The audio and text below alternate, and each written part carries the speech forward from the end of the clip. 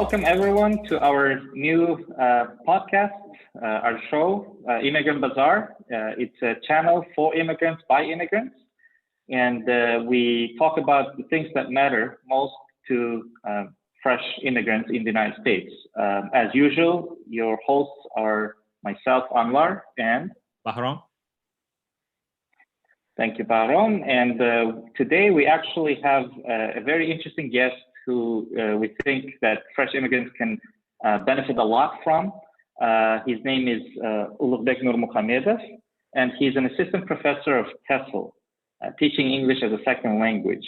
He lives in Chicago. I'll actually go ahead and let him introduce himself.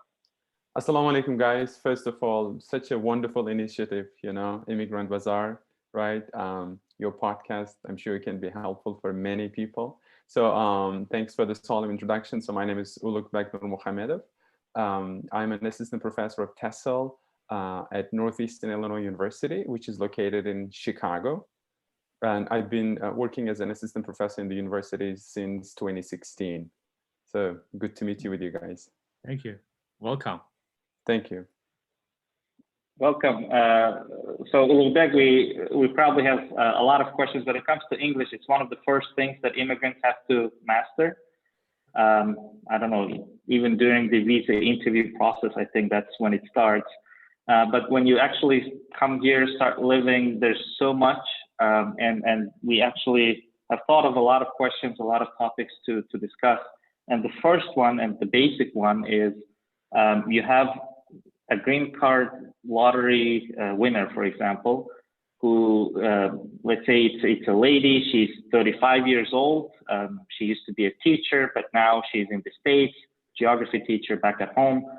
What does she do? First thing is probably daily English, right? Basic English. What are the best options does she have? Okay, this is a very important question. You're right. I mean, it's especially if someone comes to the United States, right, and wants to live here for a long time, right? For example, 5 years, 10 years, or maybe throughout that person's life, that person should probably start learning English, right? Because, I mean, first of all, it's some sort of an obligation for you to learn the language of the country, if you decide to live there, right? Second of all, you have to communicate with people, right? So, and maybe that person, if that person has a family, the person's children will, start attending the school where, for example, English is spoken as the main language in the school setting. So they have to know what their kids are learning in the school setting. So that's also the reason they have to learn English, right? So for daily purposes, I mean, if someone, for example, if someone from Tajikistan, Uzbekistan, let's say won the green card lottery and they know that they would be immigrating to the United States soon, probably from the day one, they have to start taking English classes in their home country. I mean, that would be the best and the most efficient and probably the economical way of learning the language because, right, in Uzbekistan, for example, right, there are lots of English language centers and they can take classes from there, maybe, using Russian or Uzbek, right, and to learn the second language. So that would be the ideal thing to do. In case they didn't have the chance to learn English in their home country, but they still, immigrated to the United States. And in the US, many libraries, many city libraries, or like local libraries, offer ESL classes for the newly immigrant people, right? So, for example, in Chicago, there are many local libraries, and most of them offer free ESL courses. Yeah, that was my question right away. Is it free? Yeah. No, they're free. Most of them are free. I mean, I haven't seen any ESL services that are offered in the libraries that were, that required payment. Most of them were free. Like, for example, in Chicago, what is beautiful about Chicago is that, there are local Chicago libraries and there are also suburb libraries. I know that Niles suburb, they offer ESL service courses. And Arlington Heights, which is 30-minute drive from us, and they offer ESL service courses. And so there are a couple of libraries that offer free ESL courses. And, they can call the library. Someone who speaks English maybe can call the library, or they can just Google it and find out about the ESL service. I don't know what's happening right now, though, because, right now with the pandemic, that most of the libraries have, limited face-to-face hours. So, but usually that's what it happens. Yeah. And also, just for the daily English, most of the universities have ESL service programs affiliated to them. You know, for example, you know, when I was at the University of Illinois Champaign-Urbana, you know, the university had its Intensive English Institute. Or I did my PhD at Northern Arizona University in Flagstaff. That university had its own intensive English program, but they called it Program in Intensive English. They call it PI. So especially, you know, if, for example, newly immigrants arrive in bigger cities like New York, you know, for example, New Jersey, right? Or like Chicago, they have to check whether some of the major universities have intensive English programs or not. And of course, they have to pay for those institutions. Okay. So for example, right now, my university, Northeastern Illinois University, has an intensive English program. And I think for 8 weeks, for 8-week online course, students have to pay about like $400. And you know, that's not too bad. Yeah, native speakers of English or trained non-native speakers, you know, will offer the courses to help students improve their English language skills. And you actually said it correctly, like for daily purposes, right? So, and most of the intensive English programs have sort of 2 cohorts. Like, you know, if you just want to improve your daily English, take, you know, everyday English. Or if you want to improve your academic English and because you want to study at a university, then, you know, take the academic cohort. So yeah, so that's one thing. And the third option, actually, because of the pandemic, you know, it might be convenient for many people. They can actually stay home and hire a tutor who can speak their language. Like, for example, I know some people in New York who are taking classes from an English teacher in Uzbekistan. So it's almost like an outsourcing. And I know that my actually colleague, Akmal Akbarov, who has an English language center in Uzbekistan. So he's been tutoring a couple of students who currently live in New York. Wow. You know, yeah, and of course you have to pay for that. I mean, it's such a simple, like a, you know, solution to this expensive problem, right? Because what happens is that, so for example, instead of paying $400 to the university in Chicago, for example, those people can maybe pay $150 to someone in Uzbekistan, because here 1 hour lesson will cost you about $10 to $15, while 1 hour lesson in Uzbekistan will cost you what, like $2 to $3. Right. I certainly heard of the other one, you know, where you sit in Uzbekistan, take classes like from teachers here in the US. Exactly. Right? But not the other way around, where, you know, you sit here and then, you know, you take classes from teachers over there. Yeah, because I prefer that option also more, because, you know, I mean, we are coming from a different culture, right? For example, you know, some men, for example, right, would prefer male teacher, while some women would prefer women teacher, right? And so similarly, some people might appreciate if the teacher uses their first language, right? While others don't want their first language. They want to practice English so badly that they're like, no, I don't want my teacher to speak my language, so that I'm forced to speak that language. Yeah. So I have I think you brought a lot of interesting points. So one thing I just want to go a little bit quickly back. You mentioned about, you know, let's talk about free resources first, right? You know, as immigrants come here, you know, not everybody has financial means to support going to university. So you mentioned that, like, libraries, right? Public libraries are pretty much everywhere, you know, smallest, you know, cities may have it as well. So when you go there, what is the level of the person who's teaching you English? Meaning, are they professionally, like, trained English? I mean, you know, clearly they're native speakers, but are they professionally trained teachers of English, or are they just like volunteers who can, you know, can kind of share the knowledge and, you know, help, you know, and, you know, have some ideas how to kind of properly people master English? Yeah, for, you know, as far as I've noticed, you know, from my experience in Chicago, is that most of them are trained English language instructors. Like, you know, maybe, you know, they don't have master's degree, but they have, you know, a TESL certificate, like, which basically means they've taken probably 5 to 6 courses related to English as a second language field, so that they're aware of the needs and necessities of English language learners. Or some of them are, the regular teachers who taught in a public school or a private school, but then when they retired, they want to teach English to the community members, to the recently immigrated people. So as a, they serve as a volunteer. But, as far as I've noticed, most of them are experienced teachers. Okay. And so, that's what I noticed. And some of the churches, by the way, in addition to the, libraries, some of the churches also offer free ESL programs, or sometimes mosques offer free ESL, courses. And, because in Uzbekistan, predominantly people are Muslim, and in Tajikistan also predominantly people are Muslim, right? Most of the courses offered in the churches, they might have a little bit different focus. Like, for example, if they introduce you a text, maybe the text might have some, religious information, right? Or, maybe the primary purpose might be to serve the community, but also might be, to introduce, let's say, Christianity or Catholicism to the newly immigrant people. So I would just, if people are interested in those religions, they can still go and pick up ESL courses. But if you are not interested in acquiring another religion, what's the point of going to the TESL courses? So I would just warn, the immigrant people just to take this thing in mind, so that they are not surprised when they go to church to take an ESL classes. They are not surprised to see, the different scripture. That's a fair point. So, that said, like libraries.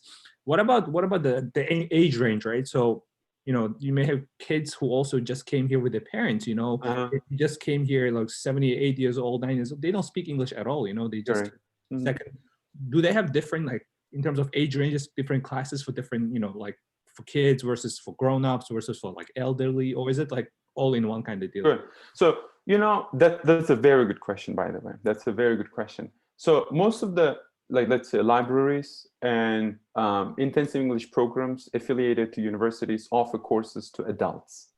When I say adults, like ages 16 above. Okay. But most of the libraries have, especially in the US, phenomenal kids programs. Phenomenal kids programs. Before the pandemic, pre-COVID-19 era, so we used to take our kids to libraries in, a library in Niles area, Skokie area, because they had really good kids programs. And what is good about the kids programs is that even if the kids don't speak the same language, right, somehow they're able to interact.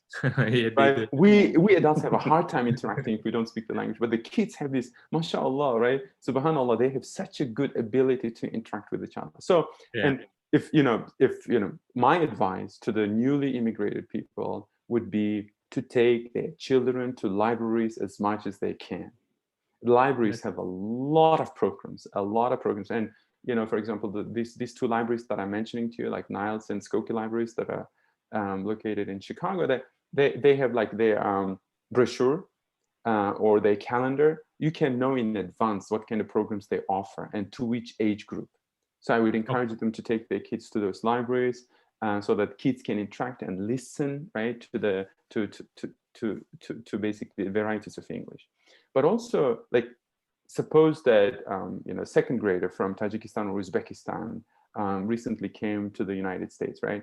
So most of the public schools in the United States have ESL programs. They don't call it ESL programs, but they are, most of the schools can accommodate second language learners. Okay, so even if the kid comes here with zero English, that kid will be placed to a general class where native speakers study, but that particular student who recently joined doesn't speak English will be labeled as a ELL, English language learner. And most of the schools, it depends on the funding of the schools. Okay, some schools have more resources while others don't have a lot of resources. Depending on the funding of that school, usually one designated ELL expert will individually work with that student. Okay, so, and slowly and slowly, for example, if a kid is in the second grade, right,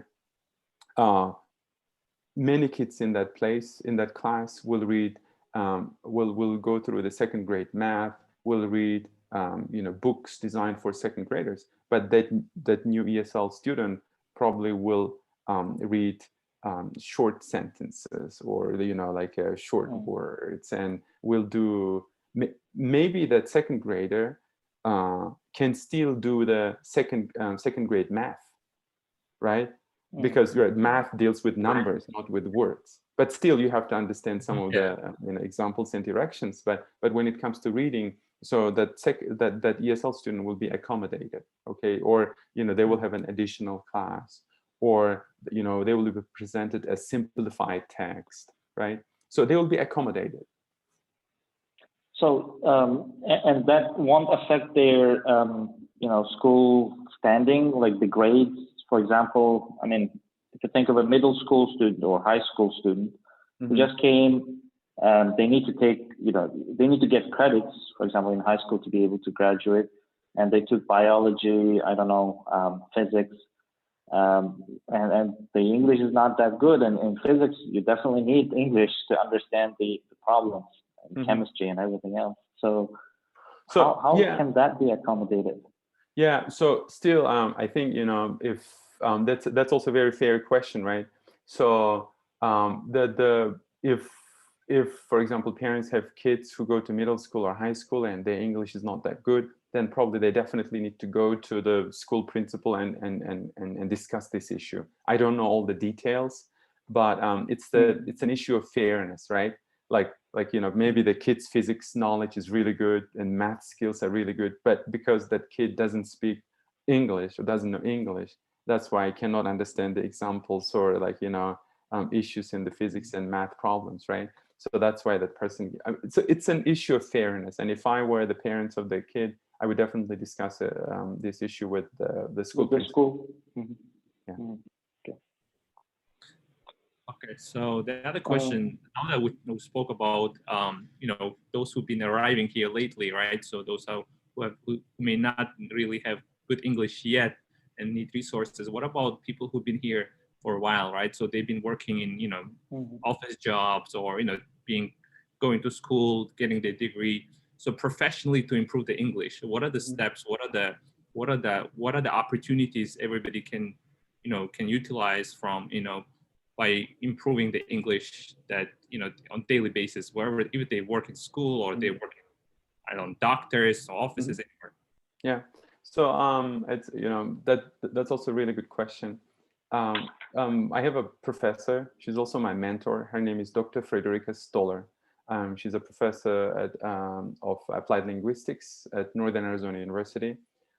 She said something to me in 2011, and I still remember that. She said, "Once you're a learner, you are always a learner." That's the thing, when it comes to second language learning. I mean, look, mashallah, you guys are from Tajikistan, I'm from Uzbekistan, and we all picked up English as a second language, right? So, and we are happily living in the United States, but we're communicating in English. And I hope that my speech is clear and I understand you guys, right? Very clear. So, which is important. So, and we have to be realistic. Once we're a learner, we are always a learner. Okay, so it's a very long journey to be a non-native speaker of the language. Okay, but the beautiful thing is that, right? I mean, I'm sure that you guys heard a lot this statement. If you know one language, you know one culture. If you know two languages, you know two cultures, right? So that's why we have to keep learning that language. And so, number one thing is that we have to be open-minded.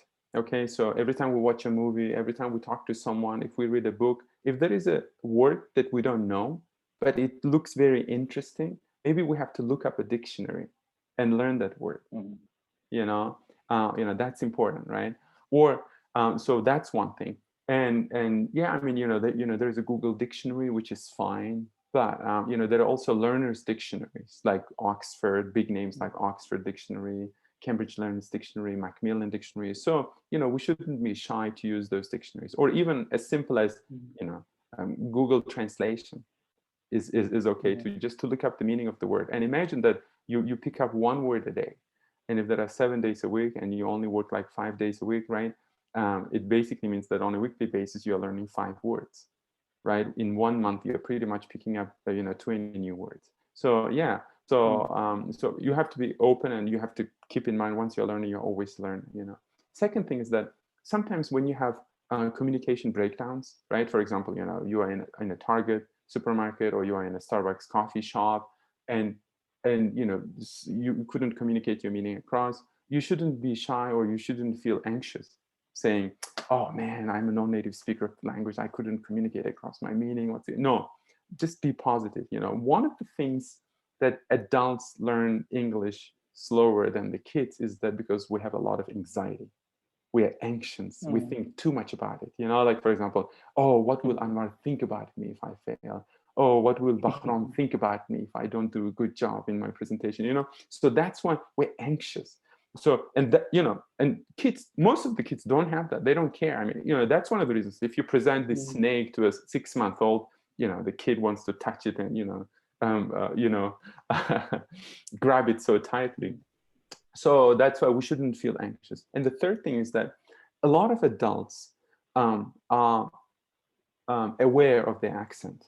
I have an accent. I mean, I'm a TESL professor. I'm not supposed to have an accent, but I have an accent. I'm proud of that, right? Most people have an accent. If you learn the second language after the age of 14 or 13, there are different numbers. After the puberty, you will carry an accent.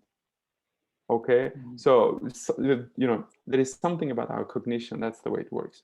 But despite the fact we have an accent, we have to be proud of that. And as long as we speak intelligibly, and it's not my opinion, it's based on the research, okay? As long as we speak intelligibly, which basically means that our interlocutor can understand us, we are good.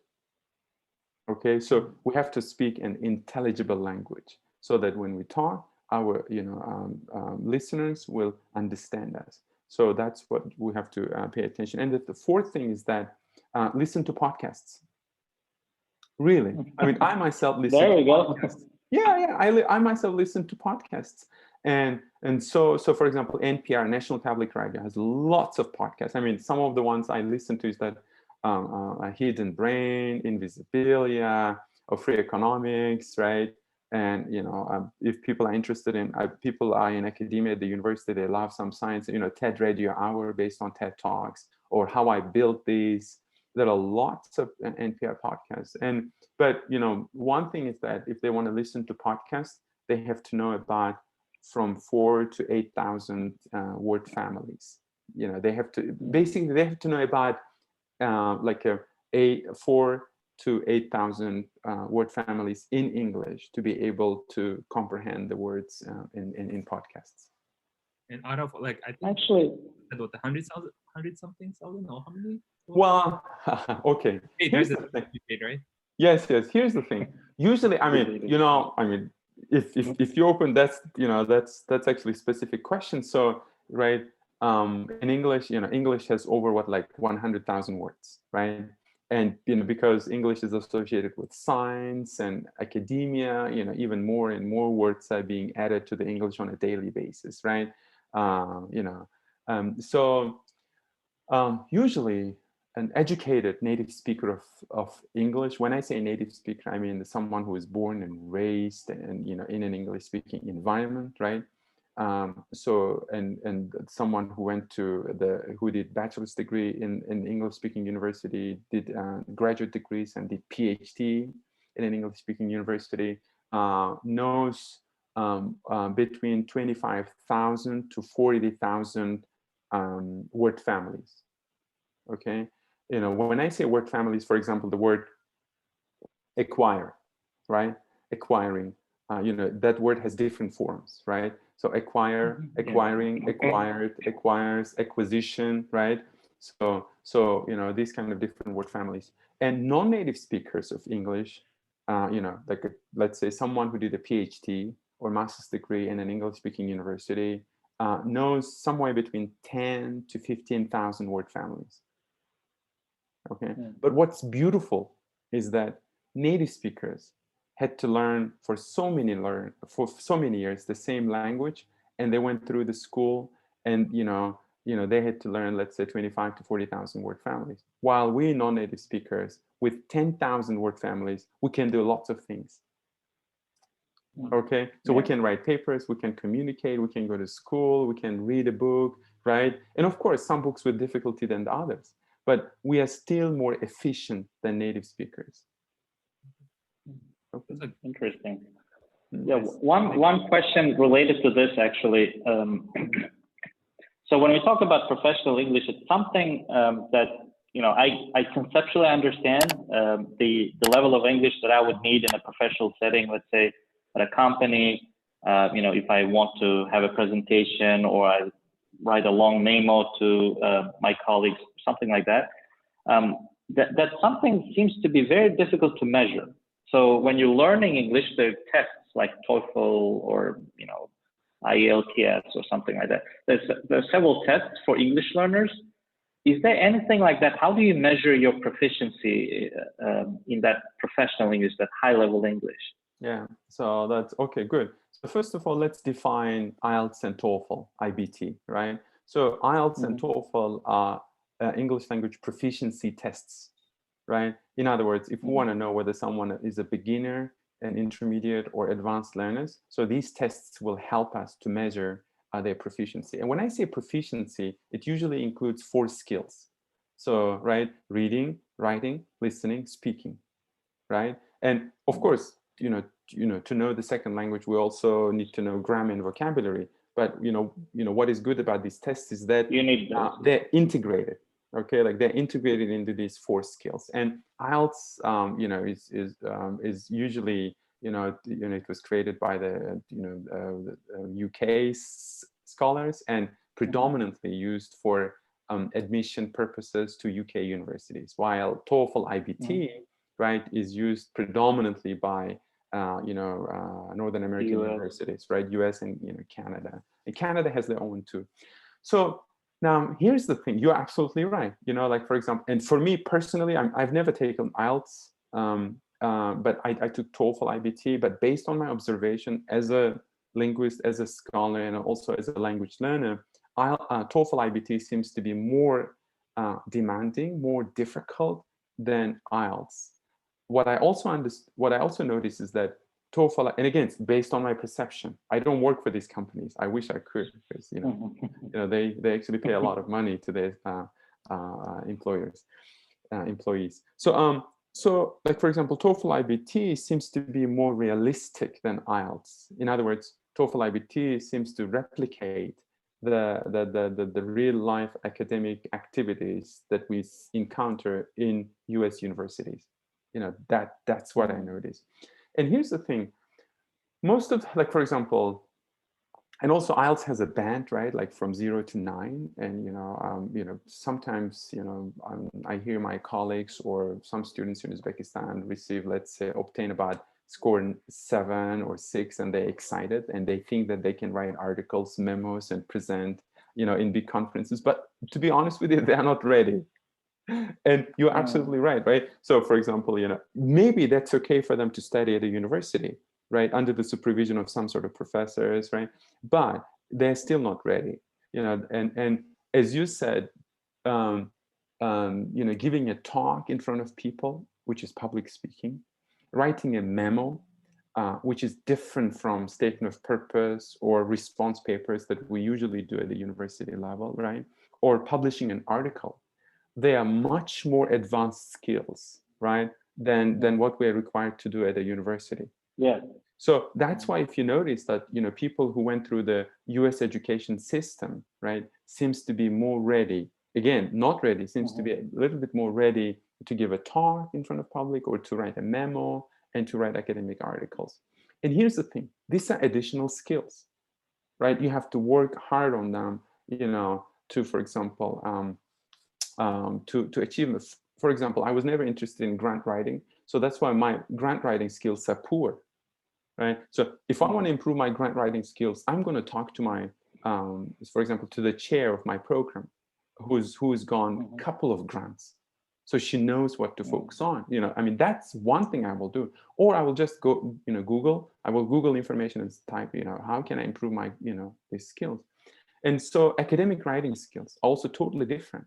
So for example, I've been actually organizing webinars to colleagues in Uzbekistan about academic writing skills. Now I understand when you want to write a paper to publish in an academic journal, first of all, you have to be familiar with the format of that journal.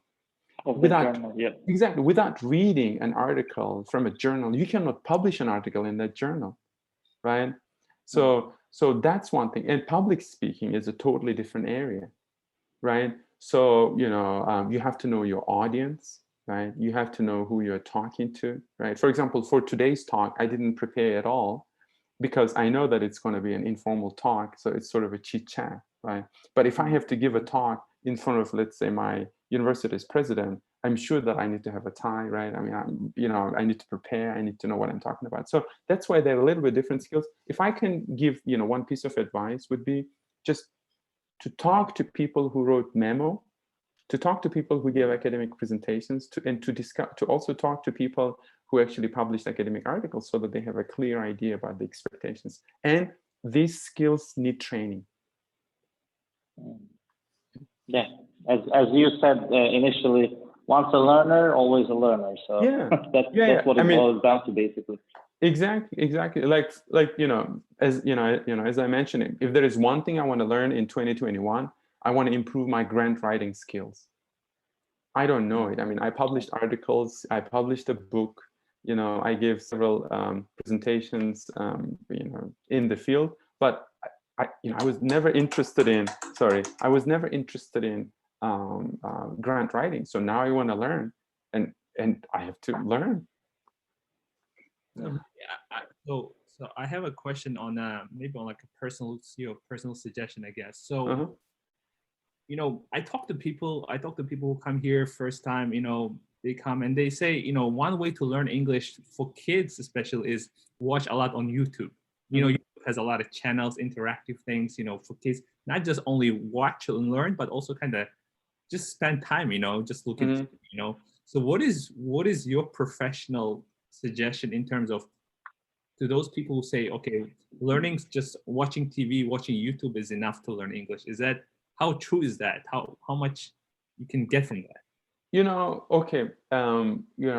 There's a lot of truth in that, right? Kids definitely learn English through watching YouTubes. I mean, right? Or TV programs.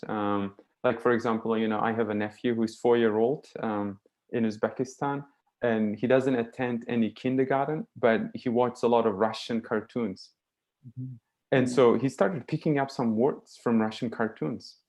He knows a lot of words just by watching Russian cartoons. And you can observe the similar thing, with our kids, who actually growing up in the United States, right? I mean, sometimes my kids watch, YouTube videos like 20 minutes a day, not more than that, because otherwise, they're having too much screen time to begin with, right? 20 minutes. And it's unbelievable how much vocabulary they pick up just by watching the TVs, and yeah, I mean, that, that happens. I think that's useful, but also parents need to be careful about, too much exposure to the screen time. But we also need to understand, right? When we talk about learning language, what do we mean? Do we mean speaking and listening, or do we also mean reading and writing? Right? Maybe watching a lot of TV for kids can be useful for their listening and speaking, right? Because kids, to begin with, before they read, they need to have a lot of listening input so that they have a clear idea about things. For example, what is a cell phone? Oh, it looks like this, right? Or what is a tissue? Oh, it looks like this, right? Or like, what is a pencil? Oh, okay, it looks like this, so that they have a mental picture, right? And after that, if you want to actually teach them how to read, right? And then, you can actually, show them a book and say, okay, what does this word mean? What does this word mean? So that they can associate, right? That picture. With the picture in mind. Exactly, in the word. So that's why it really depends. Like if you want to teach your kids how to read, no. But if you want to teach your kids listen and speak, yeah, TV is a great way. Glass is half full there, but it's definitely not completely full. So you need to be able to do other, to improve their other skills if you want them to learn proper English and if you want them to focus on getting into good schools and good jobs and everything. So everything is important there. Yeah, exactly. Like, Reading, writing. Exactly. Like, for example, Anwar was talking about, right, how adults can improve our memo, right, writing skills, or, like presentation skills, right? These are extra skills. Exactly. Right? Like, for example, graduating from the university in the US doesn't mean that you will automatically be able to do those things. That's true. Right? It's certainly true. I think, we had a great discussion, I think, overall. Thank you so much for so much time that you gave to us. And thank you for having me. We really hope that this was beneficial for our listeners, for immigrants. We're just trying to be helpful. And Bahram, do you want to add anything? Yeah, sure. Just a last piece of couple words is basically for those who are watching. We also have channels on we have a YouTube channel, we have a Facebook page, we have Instagram page. You can just search Immigrant Bazaar, and we also have podcasts wherever you would like to listen to podcasts on Apple or Spotify or wherever else. So please follow us, subscribe, comments, thumbs up, and also provide your suggestions. Thank you. Provide your suggestions in terms of what you would like to listen more. What topics are interested? You guys are interested, and we can definitely try to bring those experts, those people who can share their expertise and knowledge, who can benefit hopefully. Yeah, great. Thank you, Bahram, and thank you very much, Ulughbek. We really appreciate it. Thank you for having me. Good luck with your endeavors. Thank you. Yeah, thanks. Bye-bye.